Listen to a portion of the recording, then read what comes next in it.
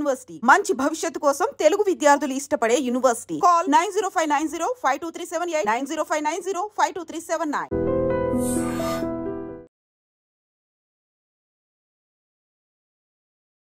నమస్తే, welcome back to ID media. నేను మీ ఝాన్సీ. జనరల్గా మనం యాడ్స్ చూస్తూ ఉంటాము. చిన్నపిల్లలు ఆడుకుంటూ పడిపోయి వీక్గా ఎముకలు విరిగాయని, చెయ్యి ఫ్రాక్చర్ అయిందని చెప్పి యాడ్స్ చేస్తూ ఉంటారు. వెంటనే ఒక యాడ్, మీ పిల్లలకి ఎముకలు బలంగా కావాలా, ఈ పౌడర్స్ యూస్ చేయండి, ఆ పౌడర్స్ యూస్ చేయండి అని చెప్పి. మరి బోన్స్ స్ట్రాంగ్గా ఉండాలి పిల్లల్లో పెద్దవాళ్ళల్లో కూడా అన్నప్పుడు మనం ఎలాంటి ఫుడ్ తీసుకోవాలి? కేవలం ఐరన్ లోపం వల్ల మాత్రమే ఎముకలు బలహీనంగా మారుతాయా? చిన్నపిల్లలు కూడా మనం బలహీనమైన ఎముకల్ని చూస్తూ ఉంటాం. దీనికి సొల్యూషన్ ఏంటో తెలుసుకుందాం. ప్రస్తుతం అంతా ఉన్నారు 35 ఏళ్ల ఆయుర్వేద అనుభవం ఉన్న చిట్టిబొట్ల మధుసూదన్ శర్మ గారు, ఆయుర్వేద వైద్యులు. వారిని అడిగి స్ట్రాంగ్ బోన్స్ మనకి రావాలి అంటే ఏం చేయాలో తెలుసుకుందాం. నమస్తే సార్. నమస్తే. ఎలా ఉన్నారు సార్? బాగున్నానమ్మా, మీరు ఎలా ఉన్నారు? బాగున్నాను సార్. సో కొన్ని యాడ్స్ చూస్తుంటే ఏమనిపిస్తుంది అంటే, ఇంత సిల్లీగా ఉన్న వాటిని అసలు ప్రజలు ఎలా యాక్సెప్ట్ చేస్తున్నారు? మీ పిల్లాడు పడిపోయారా, ఈ డ్రింక్ ఇవ్వండి, తను బాగా ఎముకలు బలంగా ఉంటాయి. లేదు వీక్గా ఉన్నాడా, ఈ డ్రింక్ ఇవ్వండి, తను బాగా కండపుష్టి వస్తుంది, లేకపోతే చూడడానికి బాగుంటారు, ఆరోగ్యంగా ఉంటారు, చదువుల్లో ఫస్ట్ వస్తారు వాళ్ళు, అన్లెస్ తర్వాత కలెక్టర్లు అవుతారు, అలా చూపిస్తూ ఉంటారనమాట. అసలు మన ఫుడ్ హ్యాబిట్స్ ఎలా ఉండాలి, మన బోన్ స్ట్రెంత్ కోసం మనం ఎలాంటి ఫుడ్ కానీ లైఫ్ హ్యాబిట్స్ కానీ చేంజ్ చేసుకుంటే మంచిది అంటారు? ఎముకలు ఆరోగ్యంగా ఉండాలంటే చక్కటి పోషకాలు అవసరమా. ఎముకలకు మంచి పోషకాలను అందించినప్పుడు ఎముకలకు సంబంధించినటువంటి సమస్యలు, కీళ్ళకు సంబంధించినటువంటి సమస్యలు రావమ్మా. ఒకవేళ చక్కటి పోషకాలు, ఎముకలకు కావాల్సినటువంటి ఆహారాన్ని, మనకు కావాల్సిన ఆహారం మనకు నాలుకకి ఏది రుచి అయితే తీసుకుంటాం, మనసుకి ఏది కావాలంటే తీసుకుంటాం. కానీ ఎముకలకు కావాల్సిన ఆహారాన్ని కూడా మనం దృష్టిలో ఉంచుకొని ఎముకలను కూడా మనం మన విజ్ఞానం ద్వారా వాటిని సపోర్ట్ చేస్తే ఎముకల ఆరోగ్యం బాగుంటుందమ్మా. సో ఈ ఎముకలకు ఎప్పుడైతే మనం చక్కటి పోషణ ఇస్తాము, ఎముకలు పెలుసు పరకుండా ఉంటాయి. అదేవిధంగా వయసు వచ్చిన తర్వాత విరిగిపోవడము, తర్వాత ఎముక నొప్పులు, దాని యొక్క ప్రభావం చేత ఎముకల్లో నీరసంగా ఉండడము, ఇలాంటి లక్షణాలు లేకుండా ఉంటాయి. రెండోది ఏమంటే, ఆ ఎముకలకు మంచి పోషకాహారాన్ని అందించడం వల్ల, చక్కటి న్యూట్రిషన్ అందించడం వల్ల ఎముకలకు కింది భాగంలో కార్టిలేజ్ అనేటువంటి పదార్థం ఉంటుందమ్మా. ఆ కార్టిలేజ్ బాగా ప్రొడ్యూస్ అవుతుంది. దానివల్ల కార్టిలేజ్ బాగా ఉండడం చేత మరి కీళ్ళకు సంబంధించిన సమస్యలు కూడా రాకుండా అవకాశం ఉంటుంది.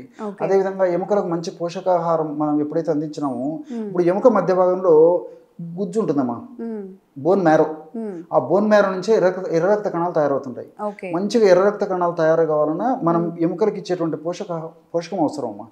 సో ఇలాంటివి చేయడం వల్ల ఏమైతుందంటే, మరి మంచి పోషక ఆహారము ఎముకలకు కూడా మనం తినడమే కాకుండా ఎముకలకు ఉపయోగపడే పోషకాహారం ఇవ్వడం వల్ల ఈ క్యాన్సర్స్ ఇలాంటివి కూడా రాకుండా ఉంటాయమ్మా.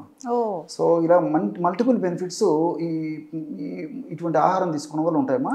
మరి ఈ ఆహారం గురించి మనం చెప్పుకున్నట్లయితే మీకు నేను అనుకోవడం కొన్ని డౌట్స్ కూడా వచ్చింటాయమ్మా. ఇలాంటి ఆహారాల వల్ల ఎముకలు పాడేటువంటి అవకాశం ఉంటుందని చెప్పి. ఎస్, నా క్వశ్చనే అది. జనరల్గా ఏంటంటే ఐరన్ డెఫిషియన్సీ ఇది ఒక్కటే చెప్తూ ఉంటారు, ఇంకెలాంటి కారణాలు ఉండొచ్చు? చాలా మంది తెలిసినటువంటి కారణాలు అవమ్మా. నేను కొన్ని వాటిని మించి కూడా ఇంకొన్ని కారణాలు కూడా చెప్తాను చూడమ్మా. సో ఎముకలకు ఉప్పు శత్రువు, షుగర్ శత్రువు, స్ట్రెస్ శత్రువు. మనం ఏదైనా చెప్తే అది అవదమ్మా అంటారు. స్ట్రెస్ తగ్గించుకోండి అంటే ఓకే. ఆందోళన పడడం, ఎక్కువగా బాధపడుతూ ఉండడం, నెగిటివ్ ఎనర్జీస్ లాంటివి. సో ఈ మూడుని మనం కంట్రోల్ చేసుకోగలిగితే భవిష్యత్తులో ఎముకలకు సంబంధించినటువంటి కీళ్ళ జబ్బులు రాకుండా ఉంటాయి. వచ్చినటువంటి జబ్బులు కూడా త్వరగా తగ్గిపోయేటువంటి అవకాశం ఉంటుందమ్మా. సో సాల్ట్ ఉప్పు తెచ్చే ముప్పు అని చెప్పేసి మన పెద్దలు చెప్తుంటారమ్మా. అందుకే వడ్డించేటప్పుడు కూడా మిగతావన్నీ ఇస్తారు, కానీ ఉప్పు అనేసరికి కొంచెం దాని మీద కొంచెం కేర్ తీసుకొని స్పెషల్ ట్రీట్మెంట్ ఉంటుంది ఉప్పు వడ్డించేటప్పుడు కూడా. మనం పెద్దలు అవన్నీ గమనించారు కాబట్టి దాని యొక్క మంచి చెడు తెలుసు కాబట్టి ఆ విధంగా జరిగిందమ్మా. సో ఈ సాల్ట్ ప్రతిరోజు ఆవరేజ్గా మనం అందరం కూడా ఎక్కువనే తీసుకుంటున్నామమ్మా. సో యాక్చువల్గా ఏమంటే ఒక మ్యాక్సిమం 5 grams ఆ రేంజ్ వరకు కూడా మన దేహంలో మనం తీసుకున్నటువంటి సాల్ట్ మన బాడీ యూటిలైజ్ చేసుకుంటున్నాం. సో ఎక్సెస్ సాల్ట్ అంతా ఎక్కడికి పోవాలమ్మా? ఎంత కావాలి సార్ అసలు ఒక బాడీకి? ఎన్ని grams? 5 grams per day. 5 grams అంటే సరిపోతుంది. అంటే ఒక స్పూన్ అంటారా యావరేజ్ గా? ఒక స్పూన్, ఒక టీ స్పూన్ అన్ని రకాలమ్మా. మీరు కూరల్లో వేసుకోండి, లేకపోతే ఏదైనా వంటల్లో తయారు చేసుకోవడానికి వాడుకోండి, మజ్జిగలు వేసుకోండి, ఇంకోటి వేసేసుకోండి. 5 grams సహజ సిద్ధంగానే ఆకుకూరల్లో కూరగాయల్లో మనం తీసుకునే పదార్థాలు కూడా ఉంటాయమ్మా. సో టోటల్ ఆవరేజ్గా మ్యాక్సిమం 5 grams ఆర్ 6 grams కంటే ఎక్కువ తీసుకోకూడదమ్మా. కానీ ఈ రోజుల్లో మనము 20-25 grams వరకు కూడా తీసుకుంటున్నాం. మనిషికి 20 grams తీసుకుంటున్నాం అంటారా? ఉప్పు మనకు తెలియకుండానే. అందుకోసం ఎన్ని రకాలైన జబ్బులు వస్తున్నాయమ్మా, ఎముకల జబ్బులు, చిన్న వయసులో కీళ్ళ నొప్పులు రావడం, ఇవన్నీ కూడా ఇది తెలియక చేసేటువంటి కారణం. సో ఇక్కడ ఏం జరుగుతుందంటేమ్మా, ఇప్పుడు సాల్ట్ ఎక్కువ తీసుకున్నప్పుడు ఏమైతుందంటే, సాల్ట్ మన బాడీ ఎంతవరకు ఉపయోగించుకుంటుంది అంతవరకు ఉపయోగించుకుంటుందమ్మా. మిగతా అంతా ఎక్కడికి పోవాలమ్మా? బయటకన్నా విసర్జించాలా, బయటకన్నా పంపించాలా. అది సాధ్యం కాకపోతే ఎక్కడ డిపాజిట్ చేసుకోవాలి. స్థలం ఎక్కడ ఉంటే అక్కడ సాల్ట్ డిపాజిట్ పెట్టుకుంటాం. సో ఎప్పుడు సాల్ట్ బయటికి విసర్జించాలంటే కేవలం సాల్ట్ ఒక్కటి బయటికి పోలేదమ్మా, దానికి కాల్షియం సపోర్ట్ కావాలి. సో మన బాడీలో కాల్షియం ఉండాలి. ఎప్పుడైతే కాల్షియం ఉందో ఆ కాల్షియం సపోర్ట్ని తీసుకొని ఎక్కువ తీసుకున్నటువంటి ఈ సాల్ట్ బయటికి పోతుందమ్మా యూరిన్ ద్వారా దాంట్లో. సో మన రక్తంలో కాల్షియం ఉన్నప్పుడు ఏం చేస్తుందమ్మా, ఉన్నంత వరకు చారినంత వరకు కాల్షియం ఉపయోగించుకుంటుంది. ఏది ఈ యొక్క సాల్ట్ అయిపోతుంది. ఎక్కడి నుంచి రావాలి? ఆల్రెడీ బోన్స్లో కాల్షియం ఉంటుందమ్మా. లాగేస్తున్నాం. ఇది అందులో ఉన్న కాల్షియము ఈ ఉప్పు ఏం చేసేస్తుంటే ఇక్కడ లేకపోయేసరికి రక్తంలో అక్కడ ఉన్నటువంటి కాల్షియం కూడా తీసేసుకుంటుందమ్మా. ఎప్పుడైతే అక్కడ కాల్షియము అదేవిధంగా సోదరులు మాత్రం ఫాస్ఫరస్ కూడా పక్కనే ఉంటుంది కాబట్టి ఆ రెండు తక్కువ అయిపోయేసరికి ఎముకలు పిలుసుబారిపోవడము, డొల్లబారిపోవడము, విరిగిపోవడము, ఎముకల నొప్పులు రావడము. మెయిన్ అదే కదమ్మా దానికి కావాల్సిన పోషణను మనం రక్తంలో తీసుకొస్తున్నాం, రక్తం నుంచి మళ్ళీ బయట పంపించేస్తున్నాం. సో ఈ పద్ధతి వల్ల చాలా మందిలో తెలియకమ్మా, ఉప్పు అంటే నేను ఉప్పు శత్రువు అని చెప్తున్నాను అనమాట. సో దీని ఉప్పు వల్ల చాలా మంది తెలియక ఈ యొక్క పద్ధతిలో జరుగుతుందమ్మా. రెండవది షుగరా, పంచదార. మీకు మళ్ళీ సందేహం వస్తుంది, పంచదార ముక్కు దానికి సంబంధం ఏంటి సార్ అని చెప్పేసి జనరల్గా వస్తుంటుందమ్మా. పంచదార కూడా మనం విపరీతంగా వాడుతున్నాం స్వీటు. సో తీసుకునే ఆహార పదార్థాల్లో, కాఫీలో, టీలో, పాలల్లో, లస్సీలలో, కూల్ డ్రింక్స్లో, వాట్ నాట్ ఎల్స్ అమ్మా, బేకరీ ఫుడ్స్లో, షుగర్స్. సో ఈ షుగర్స్ వల్ల ఇవన్నీ ఏం జరుగుతాయంటే నాలుక వరకు తీయగా ఉంటాయి, కానీ దేహంలోకి పోయిన తర్వాత ఆమ్ల గుణాలమ్మా.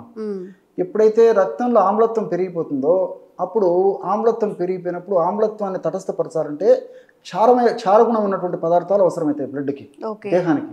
అప్పుడు ఈ యొక్క బోన్స్లో ఆల్రెడీ కాల్షియం ఉంటుంది కదమ్మా, ఇక్కడ ఉన్నటువంటి కాల్షియం తోడు ఆ బోన్స్ ఉన్నటువంటి కాల్షియం కూడా ఈ బ్లడ్లోకి రావాలమ్మా. బ్లడ్లోకి వచ్చినప్పుడే కాల్షియం క్షారగుణ పదార్థం, ఆ క్షారం బ్లడ్లోకి వచ్చినప్పుడే న్యూట్రలైజ్ అయిపోతుంది. సో కాకుండా మనం ఏం చేస్తున్నాం అంటే సో ఈ హెవీ ఫుడ్, ఈ పంచదార ఇలాంటివి తీసుకోవడం వల్ల ఏమవుతుందంటే ఇందులో కాల్షియం సరిగా అనుకున్న స్థాయిలో దాని ఫలితం చూపించలేకపోతుంది. ఈ బోన్ నుంచి కూడా కాల్షియం అంతా మళ్ళీ దీంట్లోకి వచ్చేస్తుంది. దానివల్ల కూడా పెలుసుబారిపోయేటువంటి పరిస్థితి ఏర్పడుతుంది. అట్లే ఇంకొకటి విచిత్రం ఏంటంటే స్ట్రెస్ అని చెప్పాను కదమ్మా, మానసిక ఒత్తిడి వల్ల కూడా కార్టిసాల్ పెరిగిపోతుందమ్మా. సో కార్టిసాల్ గుణం కూడా ఏంటంటే కాల్షియం లాగేసి బోన్స్ ఉన్నటువంటి కాల్షియం లాగేసేస్తుంది, ఫాస్ఫరస్ లాగేస్తుంది. సో దీనివల్ల యాక్చువల్గా ఏమంటే ఆ బోన్స్ పెలుసుబారిపోవడం ఇవన్నీ జరుగుతుంటాయమ్మా. ఇన్ని జరుగుతూ ఉంటాయి అన్నమాట. మనం ఎక్కువ సాల్ట్స్ తీసుకోవడం, షుగర్స్ తీసుకోవడం వల్ల స్ట్రెస్ వల్ల. సార్ మరి వీటిని ఎలా బ్యాలెన్స్ చేయాలి? మన ఫుడ్లో ఏం ఇంటేక్ చేసుకోవాలి? ఇప్పుడు అవాయిడ్ చేయాల్సినవి తెలుసుకున్నాము, తినాల్సినవి ఏంటి, చేయాల్సినవి ఏంటి ఎక్సర్సైజ్? వీటికి మొదట్లోనే చెప్పాను కదమ్మా, పోషకాంశాలు అవసరమని. సో కాల్షియం అవసరమే, ఫాస్ఫరస్ అవసరమే, తర్వాత వీటికి తోడు డి విటమిన్ అవసరము, కే విటమిన్ అవసరం.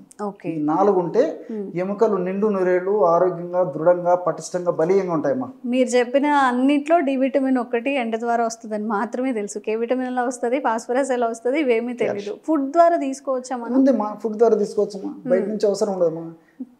ఫాస్ఫరస్ అంటే కోకోనట్ వాటర్ లో ఉంటది, కొంచెం ఉంటుంది. కాల్షియం అనేసరికి చాలా మందికి పాలు గుర్తొస్తాయమ్మా. పాలు, కాల్షియం అంటే పాలు బ్లైండ్ గా మనకి వేరే ఆల్టర్నేటివ్ లేదు. దానికంటే 10 రెట్లు 12 రెట్లు వేరే పదార్థాలు చాలా ఉన్నాయమ్మా, చాలా మంది తెలియదు. నువ్వులు ఉన్నాయమ్మా.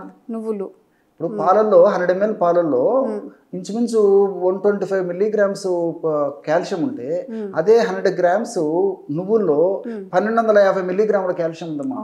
ఏ నువ్వులు సార్? నల్ల నువ్వులు కొద్దిగా తేడా ఉంటుంది, తెల్ల నువ్వులు ఇంకా బాగా ఇది మంచిది, ఏదైనా వాడుకోవచ్చమ్మా. సో కాల్షియం అంత అదే ఫాస్ఫరస్ కూడా మా పాలలో పోల్చుకుంటే దీంట్లో ఫాస్ఫరస్ కూడా ఎక్కువ ఉంటుంది నువ్వుల్లో. కాబట్టి రోజు చిన్న వయసు నుంచి చిన్నపిల్లల నుంచి రోజు మధ్యాహ్నం ఆహారం తర్వాత ఒక నువ్వుల ఉండమ్మా రోజు పిల్లలకు అలవాటు చేసి పెద్దలు కూడా తీసుకోవడం వల్ల మరి ఎలాంటి ఎముకలకు సంబంధించిన జబ్బులు రావమ్మా. అది కాల్షియం ఫాస్ఫరస్ సంబంధించింది. సో రెండోది వచ్చేసి విటమిన్ డి. విటమిన్ డి మనకేంటంటే తక్కువ పదార్థాల్లో దొరుకుతుందమ్మా. పాలలో కొద్దిగా ఉంటుంది, జున్నులో కొద్దిగా ఉంటుంది, పెరుగు, వెన్న, నెయ్యి వీటిల్లో కొద్దిగా గొప్ప ఉంటుంది. ఎక్కువగా ఉండేది పుట్టగొడుగులమ్మా. పుట్టగొడుగులు మష్రూమ్స్. సో మష్రూమ్స్ లో బాగుంటుంది. అందరం మష్రూమ్స్ తీసుకోలేము, అందుబాటులో లేవు. రెండవది జున్ను. జున్నులు కూడా కొంచెం ఇది డి విటమిన్ మనకు బాగా లభ్యమవుతుంది. సో అది కూడా ఏదైనా మనకు లభ్యమైనప్పుడు అటువంటి జున్ను తీసుకోవడం వల్ల కూడా మంచి ఉపయోగం ఉంటుందమ్మా. లేని పక్షంలో ఇంకా సప్లిమెంట్స్ ఉండనే ఉన్నాయి. 24 గంటలు మన కోసం ఆహ్వానిస్తుంటాయి. తప్పనప్పుడు సూర్యకాంతి లేకపోయా, ఆహారం లేకపోయా ఇంకా సప్లిమెంట్స్ తీసుకోవడం. సో ఫైనల్గా వచ్చేసి vitamin K. So vitamin K లక్షణం ఏమిటంటమ్మా, ఇప్పుడు మనం తీసుకున్నటువంటి ఆహార పదార్థాలు ఉన్నటువంటి కాల్షియము రక్తంలోకి పోవాలంటే విటమిన్ డి అవసరం. సో రక్తంలో ఉన్నటువంటి కాల్షియం ఎముకల్లోకి పోవాలంటే విటమిన్ కే అవసరం. సో ఆ విటమిన్ కే ఎక్కువ ఉన్నటువంటి పదార్థాలు ఆకుకూరలు ఎక్కువ ఉంటాయి. సింపుల్ బాగా పుష్కలంగా ఆకుకూరలు బాగా తీసుకోగలిగితే ఇప్పుడు మెంతి కూర కానీ, పొన్నగంటి కూర కానీ, తర్వాత మునగ కానీ ఎగ్జాక్ట్లీ కదమ్మా అలవాట్లే మారిపోయినాయమ్మా. సో ఇలాంటి ఆకుకూరలు బాగా పుష్కలంగా తీసుకోవడం వల్ల విటమిన్ కే బాగా లభ్యమవుతుందమ్మా.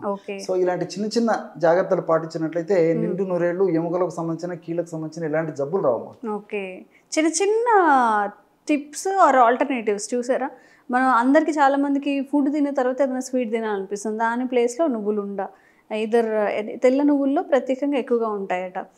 అలా కాదు అన్నప్పుడు ఎక్కువగా కాస్ట్ పెట్టాలా, మేము అవి తినాలా ఇవి తినాలని చెప్తూ ఉంటారు. బిర్యానీస్కి వాటికైతే మంచిగా ఖర్చు పెట్టుకుంటూ ఉంటారు. ఆకుకూరలు డైలీ వీక్లీ ఒక 4 times ఆకుకూరలు తీసుకుంటే ఓన్లీ బోన్స్కి కాకుండా చాలా మన డిసీజెస్ వచ్చే, మన ఒంట్లో వచ్చే వాటన్నిటికి కూడా పనిచేస్తుంది.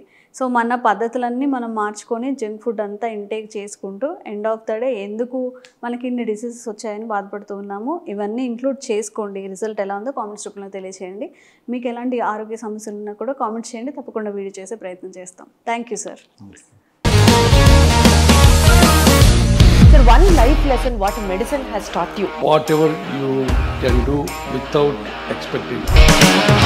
But I really believe మన పాజిటివ్ యాటిట్యూడ్ ఉంటేనే మనం ఏదైనా సాధించగలం. గట్ ని మనం కరెక్ట్ గా డీల్ చేసినట్లయితే అది మనకి పాజిటివ్ హార్మోన్స్ ని రిలీజ్ చేస్తుంది. షుగర్ వచ్చిన వాళ్ళ పరిస్థితి ఏంటి? పొట్ట దగ్గర పెరిగితే దాన్ని ఆండ్రాయిడ్ అంటారు. ఆండ్రాయిడ్ ఫోన్ కదా. అసలు థాట్స్ ఎందుకు వస్తాయి? బ్రెయిన్ డెడ్ అంటే దానికి ప్రపంచం అంతా కూడా కొన్ని నిర్దిష్టమైనటువంటి లక్షణాలు. మానసికంగా ధైర్యంగా ఉంటే క్యాన్సర్ జయించవచ్చు. You are a doctor for a cause sir. అంతే. వాళ్ళకి వచ్చిన ఆదాయం కాకుండా ఫ్రీ సర్వీస్ ఎంతమందికో చేస్తారు.